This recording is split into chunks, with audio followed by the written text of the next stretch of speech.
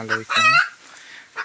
আপনারা এবং আমরা যারা বিড়াল এবং বন বিড়াল ভালোবাসি তাদের উদ্দেশ্যে বলতেছি, দেখেন এই বন বিড়াল কত বড় খারাপ।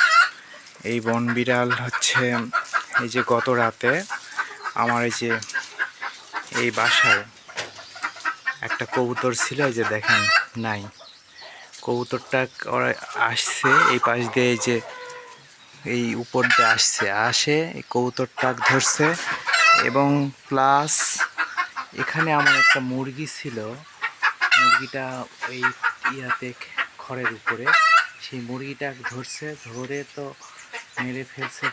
তার পাশাপাশি দেখেন আমি দেখাই, ওর হচ্ছে বাচ্চা আছে, ছোট বাচ্চা, এই যে বাচ্চা এখানে ফেলে দিচ্ছে বাচ্চা, এই যে দেখেন এই যে বাচ্চা এখানে পড়ে বাচ্চা মারা গেছে। আর আমি দুইটা বাচ্চা পাইছি অর্ধমৃত অবস্থায়। ওদেরকে হচ্ছে আমি ভালো করার চেষ্টা করছি, হিট দিছিলাম, তো ওদের অবস্থাও দেখাচ্ছি। এই যে দুইটা বাচ্চা, এই বাচ্চা দুটার মা নাই। এই দুটা বাচ্চাকে আমি অর্ধমৃত অবস্থায় পাইছি। তারপরে হিট দেওয়ার পর একটু এরা হচ্ছে চলাচল করতেছে, কিন্তু অবস্থা খুব একটা ভালো না। তো মা ছাড়া আর কি দেশি মুরগি যা হয়, ও হচ্ছে বাচ্চাগুলো এখন কি যে হবে আমি বলতে পারতেছি না। তো এটা এই জন্যই এই ভিডিওটা করলাম যে আমরা যারা বন বিড়াল ভালোবাসি,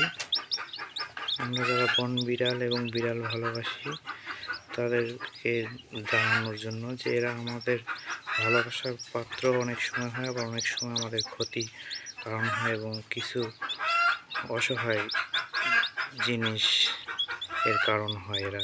এই বাচ্চা দুটো এখন খুব অসহায়, এদের মা নাই, খুব কষ্ট করে থাকতেছে। এদের মাটার শুধু বুক চিরে কলিজাটা খাইছিল, কোনো মাংস খায়নি।